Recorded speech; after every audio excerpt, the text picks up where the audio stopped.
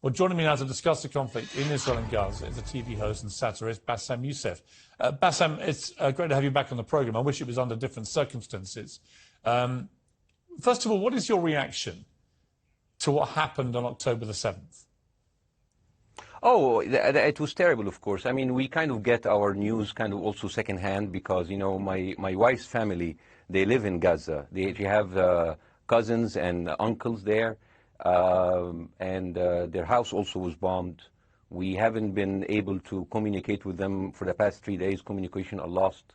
So we don't know actually what is the how are they doing. But you know, we're used to that. I mean, it's just like it's very repetitive. We're used to that. We're used to them being bombed every time and moving from one place to the other.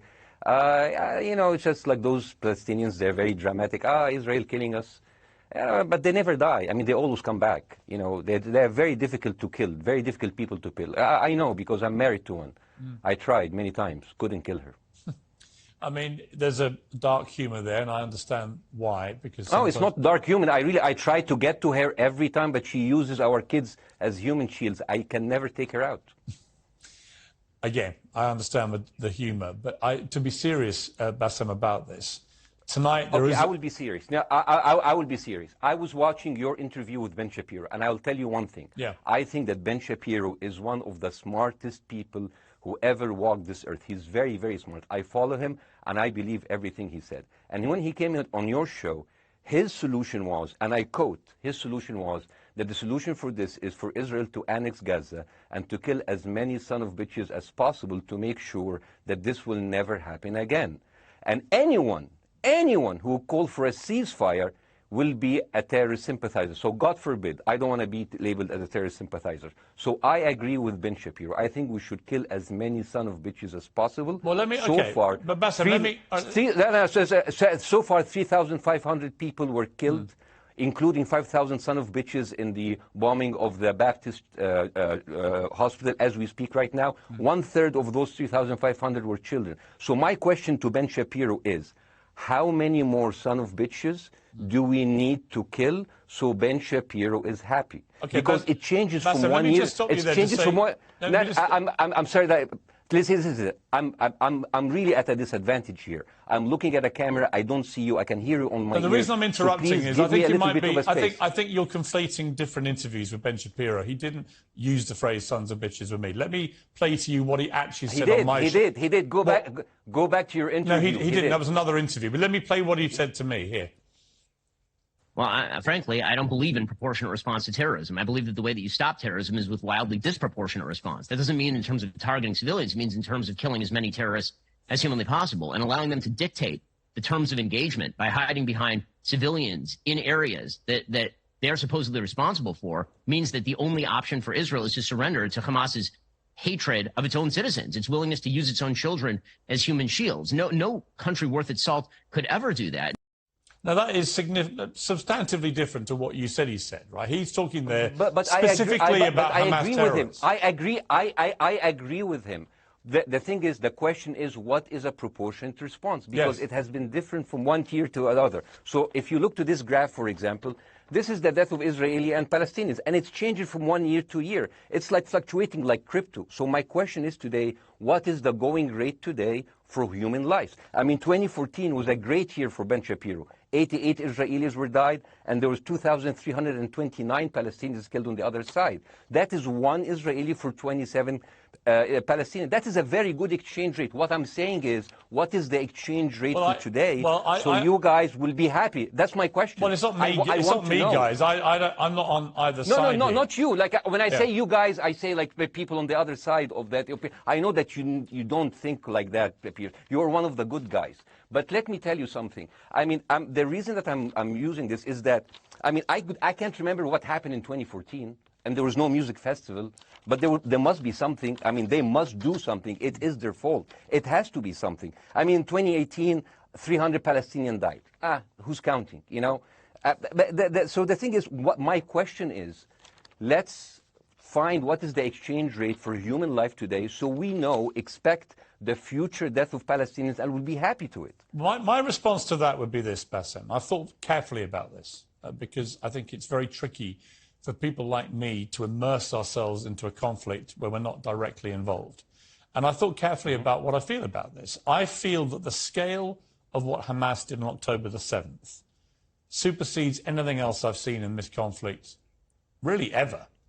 The savagery, the butchery, the slaughter of 1,300 people, the shooting of babies, the 100%. Kidnapping of grandmothers, and so on. So if we can agree on that, which I think is inarguable, then the question then becomes, again, about proportion. I don't disagree that there's been a lot of bad stuff on both sides going back historically for decades. But if we agree that this was on a different level altogether, quite deliberately by Hamas, designed to provoke... No, here's my question.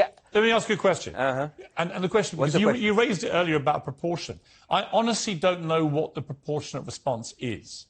I honestly don't. I don't. I've been watching the airstrikes this week thinking... So what's your question? Well, I would ask you, if you were Israel, what would you... If I was Israel? If you were Israel and that had happened to you, what would you think would be the appropriate way for the country to respond? I would do exactly like Israel did, kill as many people as possible, since the world is letting me do it. I mean, I can do it because I can, you know. But the thing is, you know what, I agree with you. And you know what, I'm going to be even ahead of you, because I see the question coming. Do you condemn Hamas for the atrocity? Yes, I condemn Hamas. I condemn Hamas. I condemn Hamas is the source of all evil. They're a reason for everything. And you know what? Let's, for a minute, imagine a world without Hamas. Right. What will this word look like? Let's give this word a name, and let's name this word the West Bank. Hamas has absolutely no control in the West Bank, and since the beginning of this year, only through August, 37 Palestinian kids were killed. No music festival, no paragliding, no Hamas. Since the occupation of the West Bank, 7,000 Palestinians were killed. No music festival, no paragliding, no Hamas. I can go on and on and on and on. No, but you don't need to, because in a way you're preaching to the choir. I've followed this crisis. Oh no, you're not preaching. So the thing is, like, well, in the sense that I know that what you're saying has validity. Of course, Piers. By the way, Piers. I am at a disadvantage here. I can hear you. I cannot see you. I am in a claustrophobic room, and so please cut me some slack and don't interrupt me and interrupt my points. Sure. So, because this has to be fair. Understand. Because if you want to only hear your opinion, I can just condemn Hamas and go home. I can do that. So, do you want to do that, or do you have a much more nuanced conversation? No, I absolutely want to have a nuanced conversation. I wasn't aware I was interrupting you. I thought I was letting you speak. Amazing. So let's. I mean, I would say I really applaud Israel for doing one thing that no military force in the world does. Because I heard Ben Shapiro and I heard Ron DeSantis, and they said Israel is the only military force in the world that warns civilians before bombing them. I mean, how fucking cute. That is so nice of them. Because with this logic, if Russian troops started warning Ukrainians before bombing their houses, we're cool with Putin, right? I mean, okay, Habibi, you have warned them, go invade. It's fine. You have done your job. I mean, the thing is, and I understand, and I also heard Ben Shapiro talking about Human Shield. So you remember my wife's family, they live in Gaza. So I asked them, I told them, when Israel give you the nice warning, the cute warning, does Hamas force you to stay in your home so you can be bombed and use as Human Shield? You know what, Hassan here, my wife's cousin, he's a loser, you know. He told me, you know, when I asked him, does that happen? He told me, no. The lying son of a bitch lied to me. I told him, you don't understand. Ben Shapiro and Ron DeSantis keep saying that Israel warns you and Hamas asks you to stay put. So I told you, he's a loser. He never kept a job. He even failed in all of the interviews to become like a Human Shield. I would believe Ben Shapiro. Let me ask you this, Bassem. So let's go with that. No. Let me ask you At some point, I must be able to ask you questions. It's not a monologue for you, Bassem. If we agree that for the 14,000 casualties, I mean, who's counting, are Human Shield, does that mean that every single one of those civilians was standing, obscuring a military target behind them? Because that's a lot of weapons. I mean, Hamas is packing. No, of course it doesn't. And look, So there's some collateral damage. Lots of collateral damage. Yes. It's fine, yeah. You kill some to save some, and then kill some more. Yeah, I agree, yeah. Well, let me ask you this. Again, it comes back to proportionate response. When the world decided it had to get rid of ISIS because of the appalling butchery they were carrying out, it did so by also killing very sadly, a lot of civilians along the way by doing airstrikes against places which but killing civilians are inevitable. You said that in the beginning. My point is, it's inevitable. Yeah, but once Israel has decided that they want to get rid of Hamas, and Hamas is embedded with civilian population, I'm very concerned about what's going to happen next. I've written a column tonight saying, I remember the Iraq War, which I opposed, right? I remember all this. So my question to you is, what would you think would be an appropriate response by Israel to what happened? Well, these are years of disproportionate responses of Israel. Right. Did it solve the solution? Did it solve the problem? Did it work before, so it will work? What will be the surprise this time? What will be the twist that will make this work this time? What will be different this time? Seriously, I mean, like, this is only the last 15 years. I mean, because it's too many papers. I just got this. But how will this be different? And the thing is, I am so glad in the introduction that you mentioned the Iraq War. I applaud you, Piers, for saying that, because you were honest about it. You said that spreading lies, like WMDs, made people look at those people as less of humans, and they would accept the death of 1 million Iraqi, whether by sanctions or by invasion, right? You are a good man. This is amazing. And you know what is similar? Is when you spread the lies of 40 decapitated babies, although it was refuted. So what happens when people hear that, killing babies is horrible. But when you say decapitated 40 babies, you are planting a certain image with a certain trigger in people's mind. Who has said that? Who has said 40? Who has said that? Who has said 40 decapitated? Who has said that? You have repeated. No, I haven't. What? I've never said that.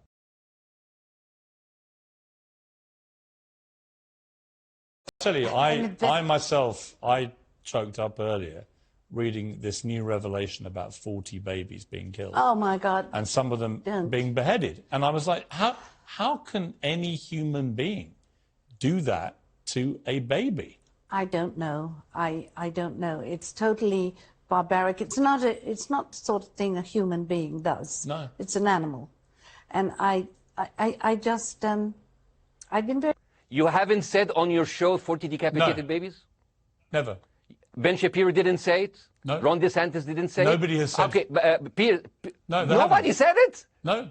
Oh, okay, maybe I am wrong. Decapitated. Here's you're wrong. I've never said that. The thing, what happened, no, you're wrong. But the thing is, when Iraq, the thing is, the same thing is happening in Iraq. Ben Shapiro once tweeted, not even about Gaza, about the West Bank, when Israel continued to build the illegal settlement. He said, 2017, Israel likes to build things, and Arabs, not Palestine, not Hamas, Arabs like to bomb crap and live in open sewage. Yeah, I thought that was very the Israeli defense minister, he said, those are human animals. And the thing is, Ben Shapiro should know better, because, long before the Holocaust, before Jewish people were thrown in the gas chambers, the Nazi propaganda called them rats. Now, as a human being, I will never accept that another human being being thrown into a gas chamber, but a rat, kill 10, kill 1,000, 3,500. They are son of a bitch. They are human animals who live in open sewage and decapitate babies. And because of that propaganda, Mr. Morgan, that guy in Illinois, the 71-years-old guy, he killed, stabbing the 6-year-old Palestinian kid in Illinois 26 times. And he used to play with him. They used to be friends. But he went in, marching into their apartment, stabbing his mother and killing him, shouting, all Muslims could die. Yeah. It took you 80 years to change one word from Jewish to Muslim. And then you transferred your guilt to us and took away our land. Bassem, let me ask you a question. That deal sucks, man. Let me ask you a question. How do we get from where we are now to peace? Well, first of all, you need to change the perception. Nikki Haley, the American presidential candidate, said, we are in Israel in this because it's a fight between good and evil. Now, if you already decided someone is good, he can do no evil. And if you decided someone is evil, it's good to kill them. Killing them is good. You see, and the thing is, it is not like something new. I mean, I look at history and I see, I'm sorry to say that, but Westerners has always dealt like this with indigenous people. You first treated them like savages, Native American, First Nation, Aboriginal. They're savages. Kill all the savages. And then when they're almost extinct, you start feeling sorry for them, like animals. So maybe the solution is that we kill as many Palestinians as possible, so the few of them that remains do not bother you. And maybe Netanyahu, when he lives for another 100 years, he'll become a tree hugger. Let me just challenge you on this. And he will campaign for preserving the free Palestinian. You keep talking about Westerners like me. Okay, so let me return the favor, okay? Hamas is dedicated to the complete eradication of Jewish people. I am not the spokesman for Hamas. I'm not saying you are. Why do you get... I'm not saying you are. The spokesman. You're talking to me. I fucking hate them. Bassem, fuck Hamas. Hamas. No, are you happy? You're missing my point. You're talking in a generalized way about people in the West who always talk about Arabs as savages. I don't. No. I'm talking about America. I actually led the campaign. I led the media campaign in this country against the Iraq War. Okay, so I don't see... I don't see people in the Middle East as savages. You are one of the good ones. But what I would say is... I'm talking about you. You're great. No, it's not about me being great. You're amazing. We love you. It's about the way Hamas behaved on October the 7th was like savages, like a pack of savages. It was the worst atrocity against Jewish people since the Holocaust. There has to be, of course, there has to be a response. They should be eradicated. My question for you is, notwithstanding the history, Bassem, what is the proportionate response? But I don't know. But there's no Hamas in the West Bank, and they're still dying there. So what's your excuse? I don't have any excuse. Okay, what's your explanation? Sorry, my earpiece went down. Listen, I don't make any pretense that this hasn't been a massive problem between Palestine and Israel going back to the mid-40s. We all know this, right? Piers, listen. I'm not saying that you're making excuses, but if you are adopting a certain point of view, you have to at least defend it. I'm telling you, there is no Hamas in the West Bank. What is the excuse? Not your excuse. What is the excuse to kill those people? Well, listen, this question of proportionality is one that... No, answer my question! I've been answering your question, you answer mine. It's actually not my job to answer your questions. It's not. Okay, not your job. Not. I agree with you. I'm more interested in you, who has family in Gaza, who's an Egyptian in the Middle East, right? I'm more interested in what you have to say. Okay, I'm telling you. I think Hamas is the problem, okay? Right. Now, let's say Hamas is removed. Let's Hamas. I'm agreeing with everything. You want me to condemn Hamas? I will condemn Hamas, Hummus, Hassan, everybody. Guys, say wait. I can't hear you. The earpiece. Damn. Okay. Oops. Okay. Yeah. Okay. I do need help. I think. Okay. Just go back. Is he there? Go back. Can you hear me? Okay, go. Thank you, guys. Can you hear, Bassem? Yeah, now I can hear you. Okay. So here's the thing. Can you hear? Okay. Yeah. So Isaac, let's say, for example, Hamas ceased to exist. Okay? Do you hear me? Yes. Yeah? Hamas ceased to exist today. Now, right now, in Palestine, in West Bank and Gaza, 20% of Palestinians go through Israeli prison system, whether imprisonment, whether interrogation, whether torture. And the rest of them, they live a life of daily loss of land, of homes, of life, and they are suffocated by this. So let me ask you something. If you are a Palestinian living into these conditions for decades, would you sympathize with your oppressor, or sympathize with the people who claim they resist them even if they are terrorists? I have made no secret that I think the conditions Palestinians have had to exist under are completely unacceptable. I've said that for years. So the question then becomes, how do you forge peace between two warring parts of that region who, for decades, have approached peace, in my view, with mutual sledgehammers, with no actual desire to have peace? And I think it comes down in the end to great leadership. And I don't think there's great leadership. I don't think, well, hang on, let me make my point. I don't think there's great leadership on either side. Where is the Nelson Mandela figure here to come through all this hatred on both sides? Nelson Mandela? Yeah, where is that Nelson figure? Nelson Mandela actually have criticized Israel for being a horrible state. All of the South African activists have actually called Israel. My point is about how he responded to a country that was so divided. Is a template for how you get to peace, isn't it? I haven't met Nelson Mandela, so I wouldn't know. But like there's a point. There's a very important point here. You know, I want to understand what is the logic of Israel carpet bombing Gaza. I mean, if there's a logic, if this will make Israel safe, I want to hear the logic. So if they continue bombing, what are they hoping to achieve? Well, I think we know what their stated aim is. Their stated aim is to eradicate and wipe out Hamas. They believe Hamas are living predominantly in northern Gaza. They also are aware they're living amongst civilians. So it's an incredibly difficult thing. As I said in my monologue, it is very, very difficult to see how they do this without massive collateral damage.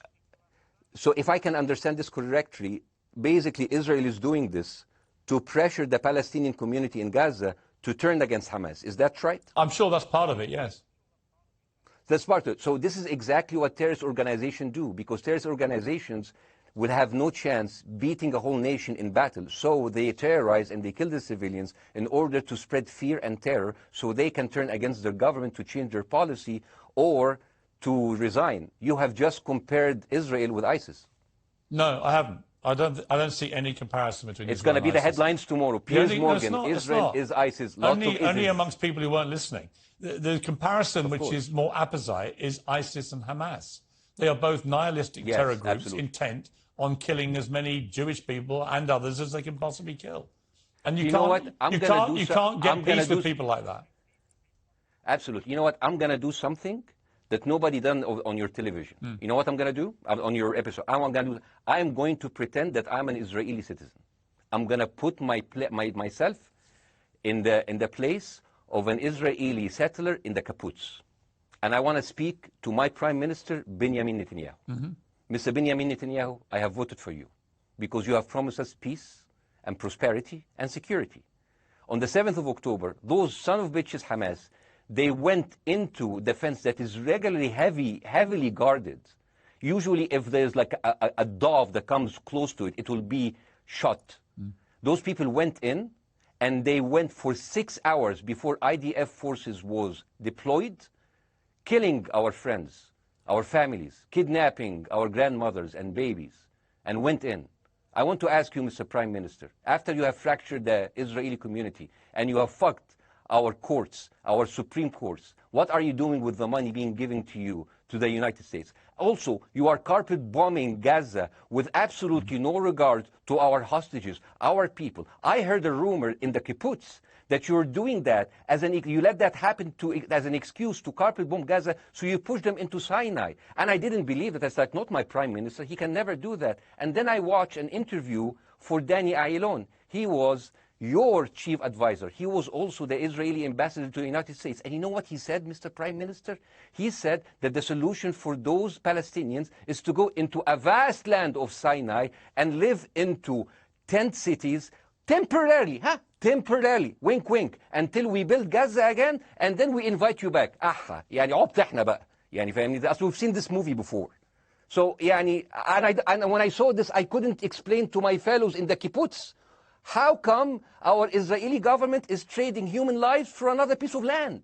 So as an Israeli citizen, I need to hold my Israeli government accountable. And as an American citizen, I want to know all of these money that we are giving to Israel. We're giving them $4 billion every year.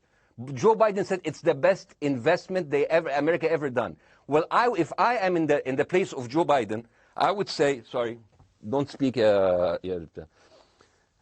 would say, if I was Joe Biden, I would go down and whisper in the ears of Netanyahu and tell them, I hate bad investment. They haunt me, like Littlefinger in Game of Thrones. But the thing is, this is the problem. Israel always victimizes itself, and I have never seen a victim putting their oppressor under siege and bombing them 24/7. Israel wants you to believe that they are the victim.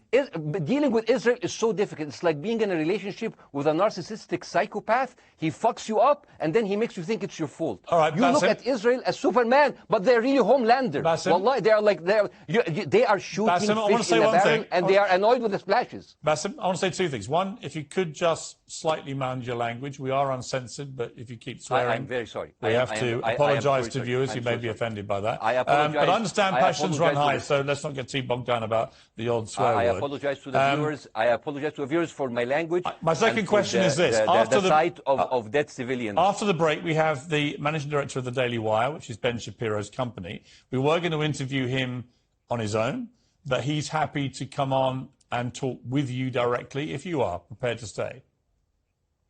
Well, of course, I can stay, but again, I am... Fuck.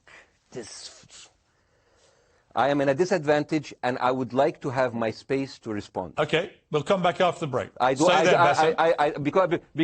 here's the thing. There's Bassem, two things we're going to go to a break. All right. When we come back from the break, it'll be you and Jeremy Boring from the Daily Wire. I have news. We're taking a short break, Bassem. I'll be back. Welcome back to Uncensored. For more on the situation in Israel, I'm joined now by the CEO and co-founder of the Daily Wire, Ben Shapiro's partner, Jeremy Boring. Jeremy, thank you very much indeed for joining me. I'm sorry we demoted you earlier to mere MD. You are the CEO and co-founder.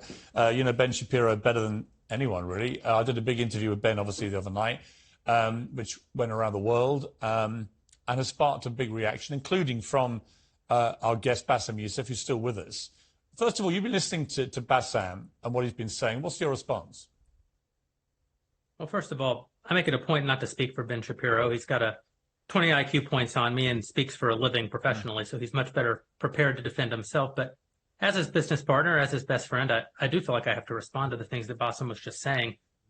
First of all, the question of how many sons of bitches have to be killed in order to end this conflict, I suppose that the answer is as many of them as it takes. That doesn't mean that I or Ben or any decent person in their right mind is happy with the killing of civilians. I posted at the very beginning of this conflict that a woman or a child blown apart in Gaza is just as tragic as a Jewish baby killed in one of the settlements. That doesn't mean that Israel's actions and the actions of Hamas are morally equivalent. You know, the tragedy is the tragedy, but the moral equivalency is nonsense. If you entered Israel with the express purpose of targeting and murdering civilians with your own hands in cold blood, that is not comparable to Israel bombing targets in the Gaza Strip and killing civilians as a terrible, tragic consequence. War is terrible.